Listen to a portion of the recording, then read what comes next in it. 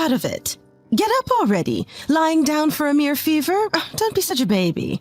Right now, my temperature is at 106 degrees Fahrenheit. I can barely move, and even though it's summer, I'm freezing and can't stop shivering.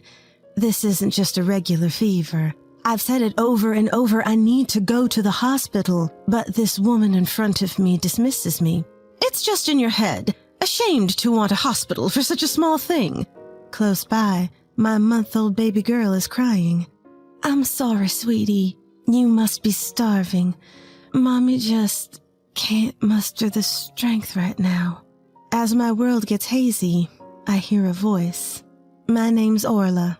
I'm a 28-year-old stay-at-home mom. From rural Texas, I was drawn to the city lights and ended up in Boston for college. Initially, some people teased me for my southern drawl, but others found it endearing. I was fortunate to make many friends here. Now my southern accent is almost gone, and people are often surprised to find out where I originally come from.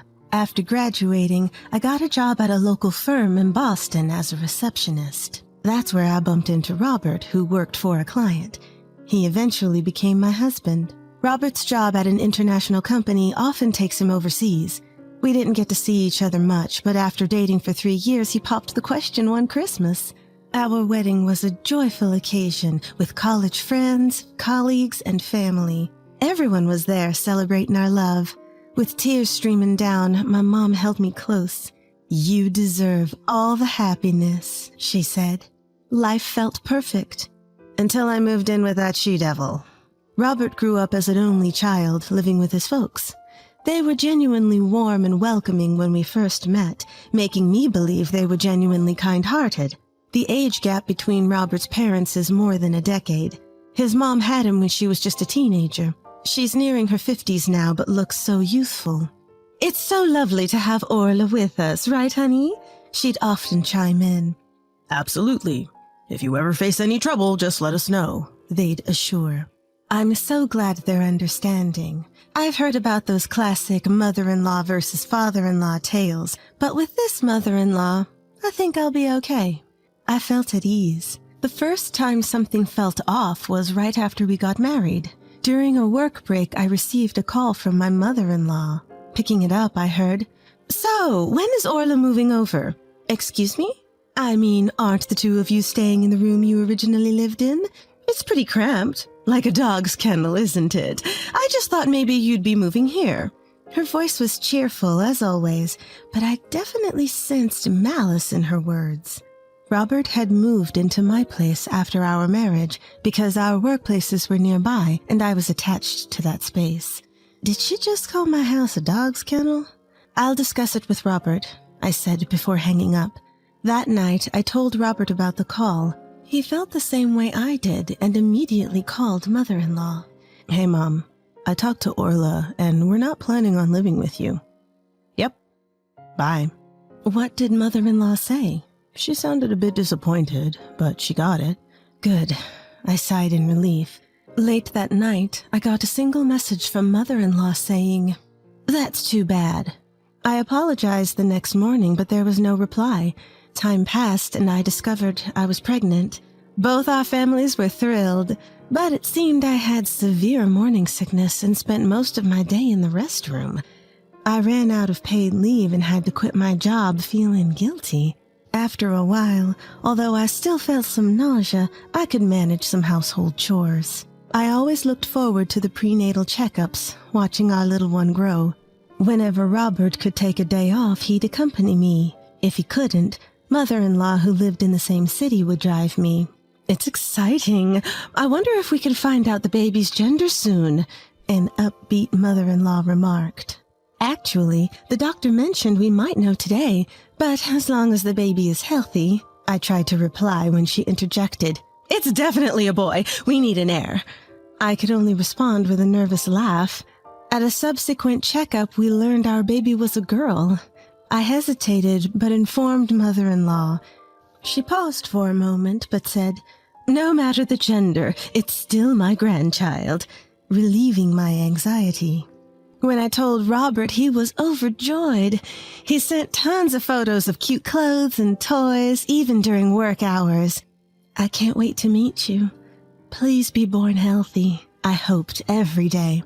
As the pregnancy progressed into the later stages, the baby's movements became more pronounced. Starting my mornings with a hello and ending my nights with a good night, I constantly chatted with my baby.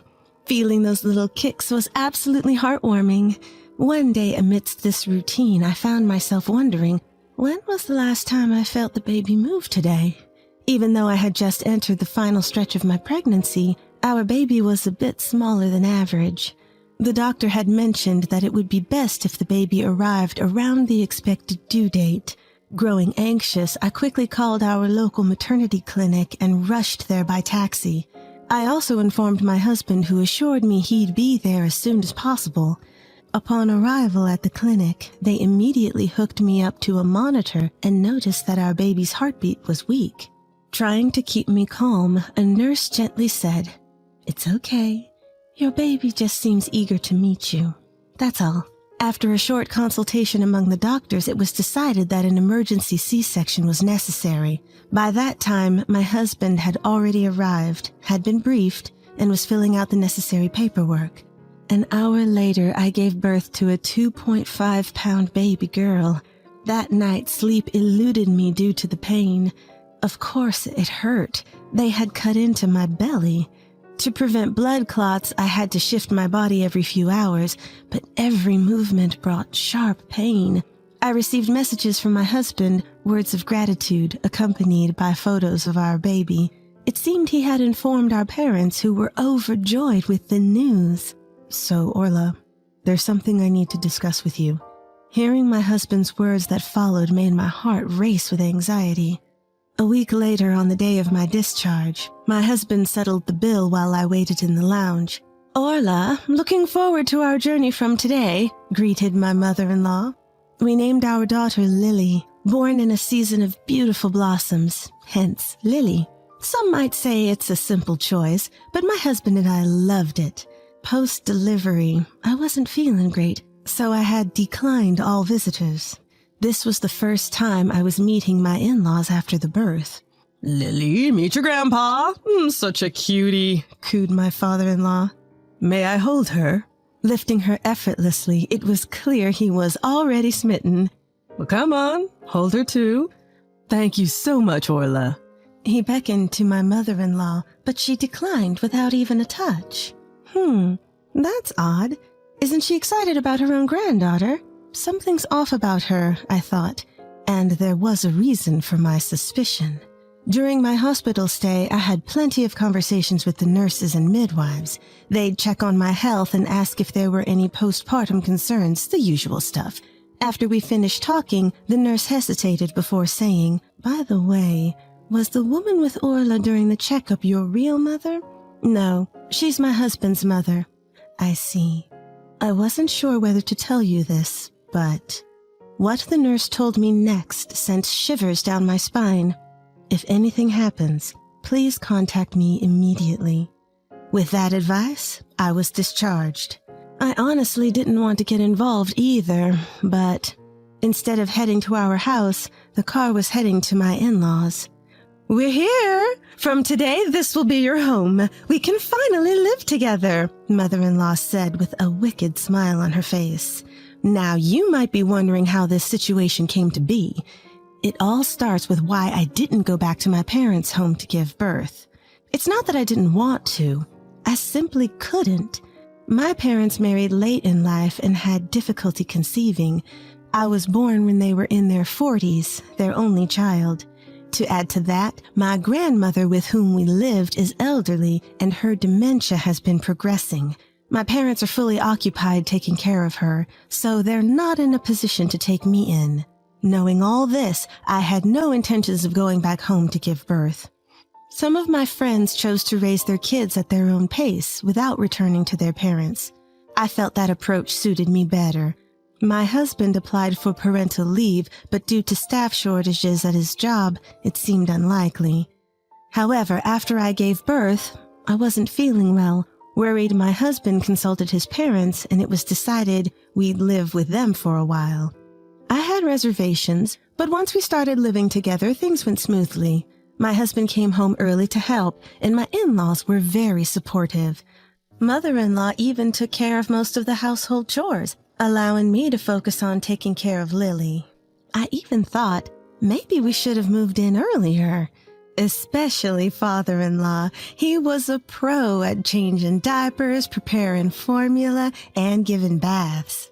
Father-in-law, you're amazing. I can't thank you enough. However, every time I praised him, mother-in-law seemed displeased. As the 1-month mark approached, I began to recover, and although I still felt tired, I started helping out with household chores. Around that time, my husband had to go on a business trip abroad. This time, he'd be away for about a month. If anything happens, let me know immediately. I'll come flying back. It's okay. Father-in-law and the rest are here. And with that, my husband set off for foreign lands. While my husband was away, I felt uneasy, but my in-laws insisted that I should treat their home as mine and ask for anything I needed, and true to their word, they were genuinely helpful. However, my mother-in-law did help with household chores, but she seemed disinterested in my daughter, hardly interacting with her at all. But at least the father-in-law is here, so it should be okay, right? Just as I thought that, something unexpected happened. I'll be going now. Turns out father-in-law's mother wasn't feeling well. To take care of her, father-in-law had to leave for about a week. Mother-in-law apparently doesn't get along with father-in-law's parents and hasn't met them in a long time. Even during events like New Year's, only father-in-law and his dad would go. By this time, my husband was also only a week away from returning from his business trip. I thought, it's just a week. It should be all right. But my memories of the next few days are a blur. From the next day, mother-in-law's true colors shone. How long are you going to sleep? Get up now. Woken up by her sudden shout, I opened my eyes to see mother-in-law towering over me with an intimidating look.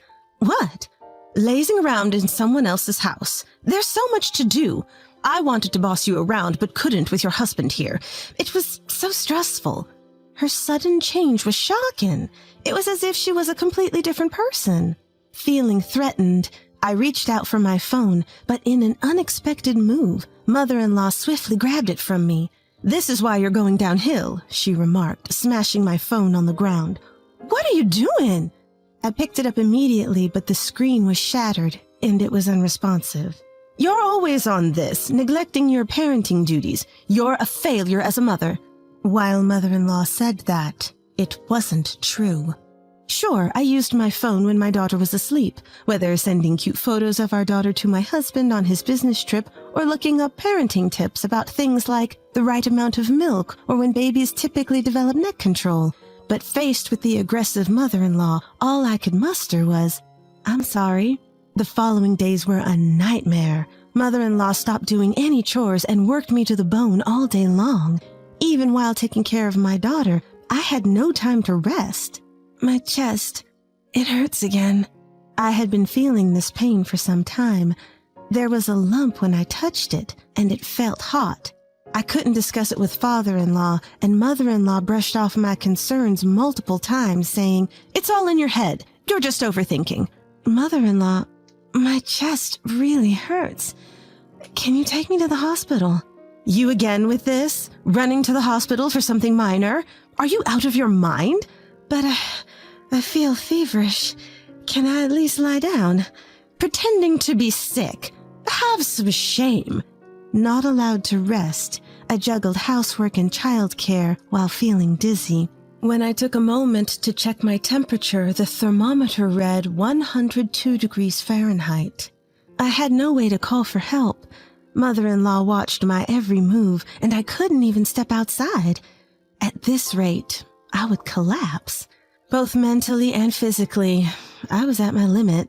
The next morning, my temperature shot up to 106 degrees Fahrenheit. "Mother-in-law, I have a fever of 106 degrees Fahrenheit. Can you please take care of Lily?" "What? No way. I don't even want to touch a child like that. What's with that C-section anyway? Can't you have a child normally? I couldn't believe my ears. She really doesn't think of my daughter as her grandchild. Get up now. What's this fuss over a mere fever? Stop being so needy. Lily was crying, perhaps out of hunger. Mother-in-law continued to berate me, ignoring my daughter's distress. Then it happened. What the hell are you doing? This is outrageous! I heard a man's angry voice. Mother-in-law looked panicked, saying, "What? Why are you here?" Hearing that voice, whether from relief or exhaustion, I passed out. When I woke up, I found myself in a hospital bed. Orla? Oh, thank goodness. I'm so sorry. I'm truly sorry. My husband was there, tears streaming down his face as he looked at me. In my husband's arms, I could see Lily sleeping soundly. From what I was told, it seemed I had developed mastitis. They administered antibiotics and my fever had subsided. I felt much better. Curiously, I asked my husband, "Why are you here? What about your business trip?" He replied, "You stopped communicating all of a sudden, and my mom just kept saying everything was fine. Also, the maternity clinic contacted me. They were concerned when you didn't show up for your checkup and couldn't get in touch." Apparently, when I didn't show up for my checkup, the clinic became suspicious. They reached out to my husband instead of me. Although my husband was unreachable overseas, he had informed them of his workplace, so they contacted him through his company. Realizing the gravity of the situation, he spoke with his supervisor and urgently returned to the States. "About my mom," he said. "She claims she wasn't in her right mind because of the heat, but I can't accept that." "It's okay. I'll see her." Thus, after being discharged, a meeting was arranged. When we arrived at my in-laws, my father-in-law had returned and exclaimed, "I'm truly sorry for everything. You apologize too." Mother-in-law sat meekly, but glared at me. "I'm sorry, but I couldn't stand it. As soon as you were away, Orla, you just left everything to others. It made me want to be a little mean," she began. And with that, she burst into childish tears. "What are you even saying, you liar? You're talking about yourself. I will never forgive you." Everyone looked at mother-in-law with cold eyes. Perhaps realizing her ridiculousness, she looked up. "Are we done with the theatrics?" I stood up and retrieved cameras I had secretly installed around the house. I played back the footage in front of everyone. Of course, the video showed mother-in-law berating me and treating me like a servant. The cruel words she spoke to my daughter were also clearly captured. "What is this? This is an invasion of privacy. I'll sue you." "Shut up. You've done something unthinkable." "No, you've got it all wrong. I think the heat messed with my head." Mother-in-law rambled on with incomprehensible words. Has mother-in-law's mind always been like this? You barely took care of your own children, yet you have the audacity to criticize my parenting? The truth is, before father-in-law left the house, he had confided something to me. Mother-in-law, having had a child at a young age, still had a strong desire to enjoy her youth. She would neglect Robert, leaving most of the childcare to father-in-law and his parents. No wonder father-in-law was so good at parenting. That's why father-in-law's parents had such a strong dislike for mother-in-law. Though divorce crossed his mind, he felt responsible for putting such a young mother-in-law into the role of a mother and couldn't bring himself to take that step. By the time Robert was old enough to understand things, mother-in-law began to show a little more care, so father-in-law felt relieved. However, he had noticed mother-in-law's lack of interest in their son. Suspecting the worst, and after consulting with me, he set up a camera before leaving. The agreement was that if anything suspicious occurred, he would be informed immediately, but he never expected to lose contact on the very first day. When mother-in-law realized father-in-law was involved, her earlier bravado vanished. Her face turned pale. I later learned he had told her that if she messed up again, he'd consider divorce. "You don't really care for Lily either, do you?" When I asked that, she stuttered. No, that's not true. She's my precious granddaughter. Liar!" Deciding to spill the beans, I told her about what I had learned from the nurse at the maternity clinic. From the time Lily's gender was confirmed, mother-in-law had been calling the clinic repeatedly. Her requests were outrageous, asking things like, "Is there any chance we could still have a boy?" Apparently, they didn't tell me to avoid causing me stress. Eventually, the head doctor took charge and the calls stopped. Hearing this, I felt nothing but disdain and wondered how she could treat human life so lightly. Both my husband and father-in-law felt the same. Get out! Leave, now! But girls, they're just so hard-headed and defiant, just like Orla. Boys are easier. They listen when asked a little thing, she rambled on incoherently. Robert, you're on my side, right? Suddenly, Robert, who had been silent until now, stood up. He grabbed his mother's arm and without hesitation dragged her out the door. Allies? Are you serious? After what you've done to my precious Orla? And Lily, I don't even see you as my mother anymore. Stay out of our lives. His mother looked shocked. She turned to me, pleading, Orla, I'm sorry. I apologize. Please convince him and Lily for me. But my mind was made up. I never want to see your face again. I tossed her purse to her and locked the front door. She caused a scene for a bit, but when our neighbors started coming out to see what was happening, she perhaps out of embarrassment hurried away. What happened after? My in-laws went through several discussions with their lawyers. She tried to reconcile many times, but his feelings had completely cooled off. In the end, she reluctantly agreed to the divorce. Thanks to the property settlement from him, she won't struggle financially for a while, but she's still in her late 40s. Sooner or later, she'll have to work. I'm not sure if she, who's never worked a day in her life, will manage, but she should face some hardships. As for us, Robert's company opened a new branch in Texas, and he had been wanting to transfer there. We decided to move. Our new home is just an hour's drive from my parents' place. Every weekend they'd visit, completely smitten with their granddaughter. Little Lily, who was born tiny, has grown so much she's off the growth charts. My father-in-law sold his house and started living alone. He's always been good at housework, so he's living comfortably. We video call often, and he always shows up for his granddaughter's special events. After everything, I've decided to cherish my family more than ever.